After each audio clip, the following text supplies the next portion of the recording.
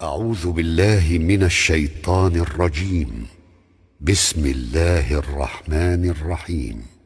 الحمد لله رب العالمين الرحمن الرحيم مالك يوم الدين إياك نعبد وإياك نستعين اهدنا الصراط المستقيم صراط الذين أنعمت عليهم غير المغضوب عليهم ولا الضالين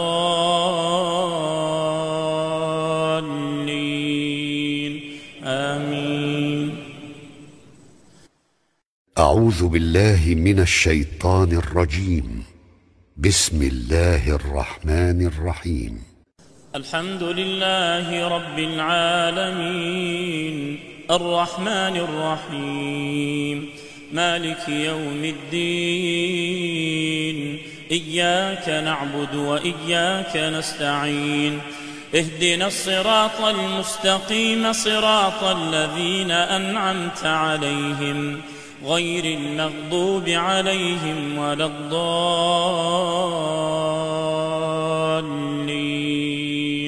آمين. أعوذ بالله من الشيطان الرجيم. بسم الله الرحمن الرحيم.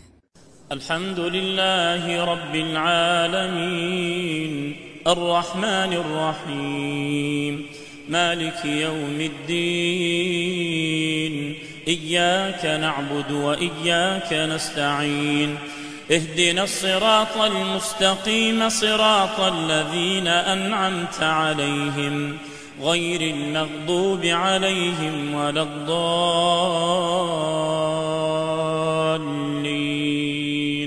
آمين. أعوذ بالله. Itu dalam agama kita, saat yang paling rapat kita dengan Tuhan dan saat yang paling rapat Tuhan dengan kita manusia ialah belum subuh. Belum subuh ni saat yang paling rapat Allah Ta'ala turun. Yanzilur Rabbu ila sama'id dunya fil hazi'il akhir min al-lail. Yanzilur Rabbu ila sama'id dunya fil hazi'il akhir min al-lail. Allah Ta'ala turun ke langit dunia di saat akhir malam. Tuhan turun ke saat ke langit dunia. Belah mana langit dunia, di mana lagu mana langit dunia, wallah. Tapi Nabi kata Allah Ta'ala turun sampai ke langit dunia. Mana atas langit dunia ada langit lain. Dia sebut dalam Quran sebut langit ada 7 lapis. 7 lapis ni sepuluh keret telaga, kau berlapis-lapis gitu, kau kulit bawah, kau berlapis lagu tu, wallah alam. Tapi untuk mudah orang faham, untuk mudah manusia faham bahawa Tuhan ni walaupun dia maha tinggi, maha kudus, maha gapo, tapi dia boleh berapat dia dengan kita, dengan manusia ni hingga sampai dia turun ke langit dunia. Langit ni sendiri start mana? Lalu kita panggil langit bumi, langit bumi. Langit start daripada mana? Ahli apa ni? Ahli astronomi, ahli falak. Tak ada tentu lagi pahal langit start daripada mana. Ada yang kata langit ni, langit start daripada langit. Start daripada langit. Itu tak ada graviti, tak ada apa ni, jazibiyah, tak ada graviti. Jadi kira-kira 200 km ke berapa. Bila kapal terbang, bila kapal roket naik, setakat tu maka tak ada daya tarikan. Kita tengok TV sekali-sekala, orang yang naik roket ni, dia keluar daripada roket dia tu, kenapa kita duduk lain? Kenapa tak ada graviti? Situ start langit katanya. Kata setengah. Kata setengah dah, start daripada kulit bumi, start daripada pokok kemucuk lah. Start daripada bunga kemucuk tu, pokok kemucuk tu, langit lah tu. Kita duduk atas langit. Kaki kita duduk di bumi, tapi tubuh kita ni duduk langit. Langit apa ni bawah. Allah Ta'ala turun ke langit dunia. Beri dia lorong apa kita. Sedar atau tidak, rahmat rahim Tuhan siapa kau begitu sekali dia nak kita. Allah Allah. Jadi tiap-tiap orang yang sedar, kau ni tak jadi tidur malam. Batu Nabi kita Muhammad SAW, dia tak tidur lepas maghrib. Lepas maghrib dia tak tidur. Terus maya isyak, dia lepas isyak dia tak buat. Yakrahun nauma qablaha wal haditha ba'daha. Nabi kita tak tidur belum pada ataman. Ataman ni kita panggil isyak. Lagi tak maya isyak Nabi tak tidur. Dan lepas pada maya isyak Nabi tak suka berbual. Kalau ada beberapa masalah tu satu lepas dia tidur. Cadangnya nak bangun cepat. Kita ni dah mari penyakit bola lah apa semua sekali. Sengguk kedua, tiga, tidur. Lepas tu mula tak semai subuh.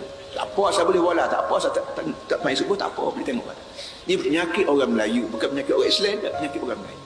Ni beza Melayu dengan Islam ni beza. Nak marah kau lah kata. Marah ke lah.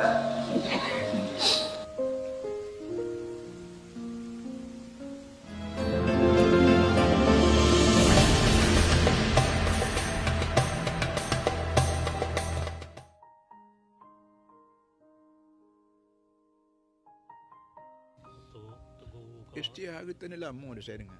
Lama dah cerita istighfar tu. Tapi Rasul ada berlaku situ juga. Istighfar takwa. Segala-galanya takwa pada Allah. Takwa ni merupakan kunci, key bagi membolehkan manusia ni bergerak mengikut kehendak Taala. Apa kata kalau hakim tidak takwa? Dia rasuah. Apa kata kalau polis tidak rasuah? Dia tidak takwa, dia rasuah. Apa kata kalau tok guru tidak takwa? Dia cakap sekali halal sekali haram. Apa kata kalau suami tidak takwa? Dia khianat pada isteri dia. Apa kata kalau isteri tidak takwa pada Allah? Dia khianat pada rumah tangga dia. Jadi takwa ni merupakan kunci. Nak isytihar kau tidak harta ni itu masalah yang keluar. Kau utama ialah takwa pada Allah. Sini silapnya golongan sekular.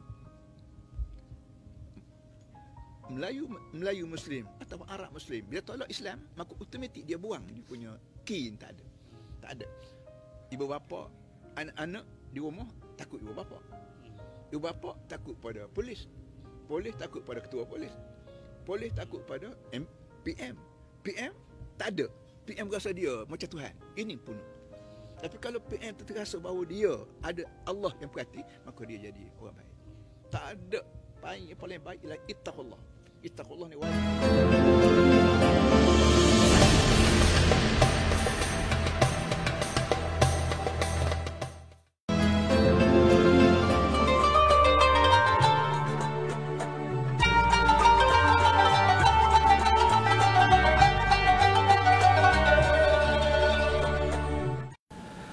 Alhamdulillahi Rabbil Alamin.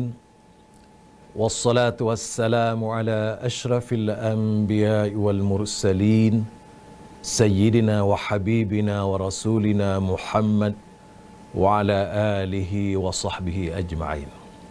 Tuan-tuan sekalian, alhamdulillah kita bertemu lagi dalam siri tafsiran Al-Fatihah.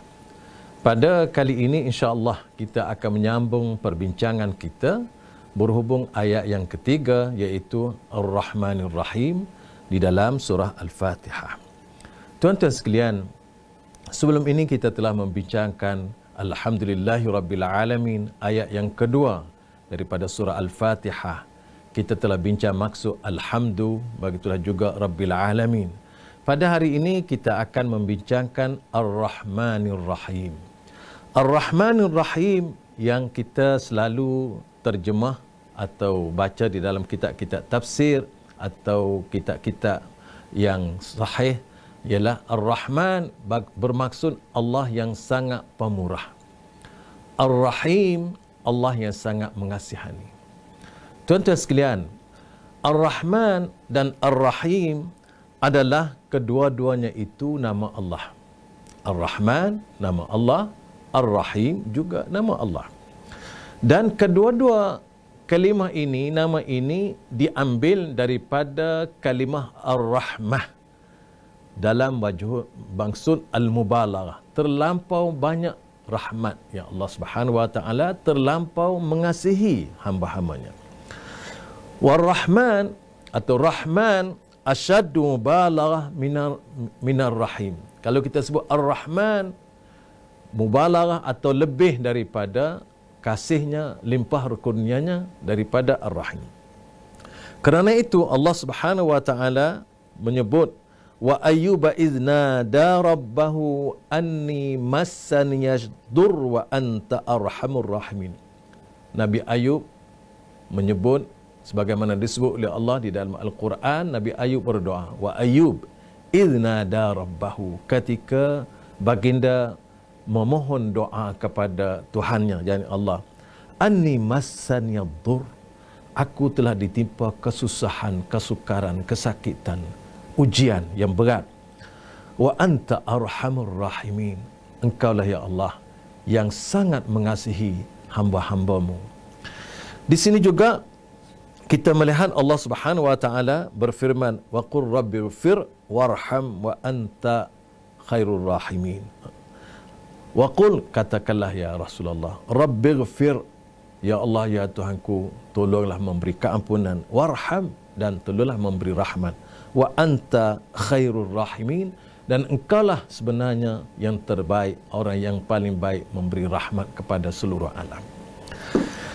Tuan-tuan sekalian, dalam tafsiran-tafsiran yang telah diberikan oleh para ulama, antaranya Al-Imam Abu Jarir At-Tabari, Imam Al-Mufassirin menyebut, meriwayatkan daripada Ar-Azrami yaqul, Ar-Rahmanur Rahim, Ar-Rahmanur Rahim, qal Ar-Rahmanu bijami'il khalq. Maksudnya Ar-Rahman, sifat Rahman Allah itu untuk seluruh makhluknya. Allah Subhanahu wa taala memberi rahmat kepada seluruh makhluknya. Ar-Rahim, beliau berkata, khas untuk orang mukmin. Bahawa Rahman, Allah Subhanahu wa taala bersifat Rahman dengan memberi segala jua yang diperlukan oleh makhluknya, tanpa mengira dia beriman ataupun tidak, kufur ataupun syukur, kecil ataupun besar, semuanya diberi tanpa diminta atau tanpa meminta. Allah menganugerahkan semua kepada hambanya, makhluknya, tanpa membezakan antara satu sama lain. Allah memberi kehidupan kepada seluruh hambanya yang bernama insan, tanpa mengira dia Muslim ataupun tidak. Allah memberi rezeki kepada mereka tanpa mengira dia Muslim atau tidak. Itu sifat Rahman. Allah memberi kesenangan kepada siapa yang dia nak beri, tanpa mengira Muslim ataupun tidak. Namun apabila Allah Subhanahu wa taala sebut Ar-Rahim, maka ia adalah dikhususkan kepada hambanya yang beriman sahaja. Wa kana bil mu'minina rahima, dan Allah hanya memberi rahim dia, kasih sayang dia kepada orang-orang mukmin sahaja. Tuan-tuan sekalian, kerana itulah Allah Subhanahu wa taala telah memberi hidayah kepada hambanya, maka itu adalah rahim. Allah memberi makan kepada semuanya tanpa mengira Islam ataupun tidak, itu Rahman. Di sinilah ada perbezaan antara Rahman dan Ar-Rahim. Tuan-tuan sekalian, apabila kita membaca Al-Quran, khasnya membaca Fatihah sampai di ayat Ar-Rahmanir Rahim, maka kita perlu merasai bahawa limpah kurnia Allah diberikan kepada kita dan seluruh manusia di dunia ini sangat banyak dan tidak dapat dijangkau oleh pemikiran kita. Namun apabila kita membaca Ar-Rahim, maka kita perlu memahami kasih sayang Allah yang sebenarnya adalah diberikan kepada orang yang beriman. Kerana itu, apabila Allah Subhanahu wa taala telah memilih kita dan memberi kita iman dan Islam, maka kita kena merasai dan yakini sungguh-sungguh bahawa Allah menyayangi kita. Allah mengasihi kita dengan sekasih-kasihnya. Dan kasih inilah Allah Subhanahu wa taala sebut di dalam Al-Quranil Karim. Allah Subhanahu wa taala sebut dalam Al-Quranil Karim, wa kana bil mu'minina rahima, dan Allah sangat mengasihi orang-orang mukmin. Allah Subhanahu wa taala juga menyebut bahawa sifat Ar-Rahman tidak boleh diberi kepada sesiapa pun dalam makhluk ini. Kerana itulah tak boleh kita kata Ar-Rahman kepada seseorang manusia. Oleh kerana Musailamah Al-Kazab telah menamakan dia sebagai Rahman, maka Allah Subhanahu wa taala cercakan dia sehingga apabila sebut orang yang bohong, maka hanya terhenti kepada Musailamah Al-Kazab. Kerana itulah Allah Subhanahu wa taala tidak membenarkan sesiapa pun menamakan dengan Ar-Rahman kecuali Allah Subhanahu wa taala.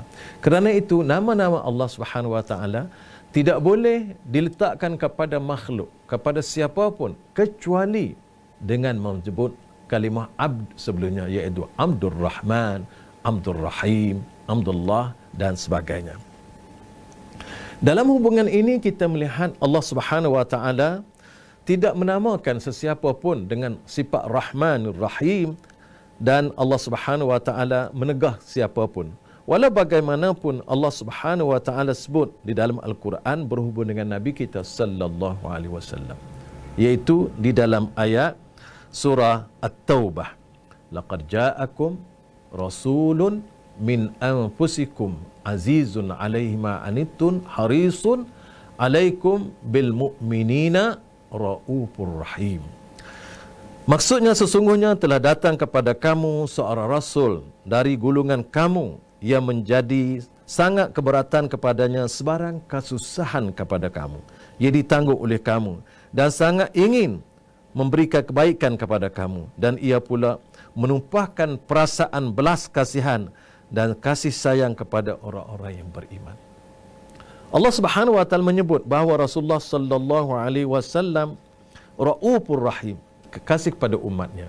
Nabi kasih kepada umatnya, dan Nabi merasa susah hati dan menanggung perasaan sedih apabila kamu tidak beriman kepadanya. Nabi sallallahu alaihi wasallam telah melakukan sedaya upaya dan usahanya supaya dakwah Islam, hidayah daripada Allah sampai kepada kamu. Kerana itulah Nabi disebut sebagai harisun, begitu berusaha, begitu ingin yang sangat kuat untuk sampai Islam kepada kamu. Dalam hubungan inilah Allah Subhanahu wa taala disebut Nabi adalah orang yang paling sayang dan paling rahmat kepada umatnya. Allah Subhanahu wa taala juga menyebut di dalam ayat yang lain, wa rahmatullahi taala wasi'at kullasyai. Rahmat Allah Subhanahu wa taala meliputi segala-galanya.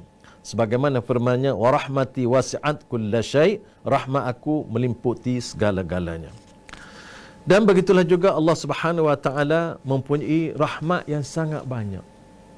Dalam hubungan ini baginda sallallahu alaihi wasallam telah bersabda, inna lillahi mi'ata rahmah anzala minha rahmatan wahidah bainal jinni wal insi wal bahaimi wal hawam fabiha yata'atafun wabiha yatarahamun wabiha ta'tiful wuhushu ala waladiha wa akharallahu 99 rahmatan yarhamu biha ibadahu yaumal qiyamah. Maksudnya Allah mempunyai 100 rahmat. Allah hanya menurunkan ke dunia ini satu rahmat sahaja yang dikongsi sama di antara jin, manusia, binatang dan juga yang makhluk yang melata di atas muka bumi. Dengan satu rahmat tersebut mereka berkasih sayang, mereka mengasihani antara satu sama lain, sehingga binatang buas menyayangi anaknya dengan rahmat tersebut. Allah Subhanahu wa taala akan menangguhkan, menyimpan rahmat 99 rahmat lagi di akhirat lagi, dan Allah akan berikan rahmat tersebut kepada hamba-Nya di akhirat nanti. Tuan-tuan, Allah Subhanahu wa taala mempunyai 100 rahmat. Hanya diturunkan rahmat, satu rahmat saja ke dunia ini. Dengan rahmat itulah kita boleh berkasih sayang. Ayah sayangkan anak, ayah sayangkan ibu, ayah sayangkan semua perkara. Dan kita pun berkasih sayang hidup di dunia ini kerana satu rahmat. Kita makan makanan yang lazat di dunia ini hanya dengan satu rahmat itu. Apa jua yang kita kongsi di dunia ini adalah bergantung, berdasar atau bersumber kepada satu rahmat. Adapun 99 rahmat lagi Allah simpan untuk diberikan kepada hamba-Nya pada hari akhirat nanti. Kerana itu kita disediakan dengan ganjar yang sangat besar yang tidak mampu kita fikir dengan rahmat yang besar daripada Allah Subhanahu wa taala. Kerana itulah tuan-tuan, apabila kita membaca Ar-Rahmanir Rahim, biar kita merasai nikmat yang besar daripada Allah Subhanahu wa taala, dan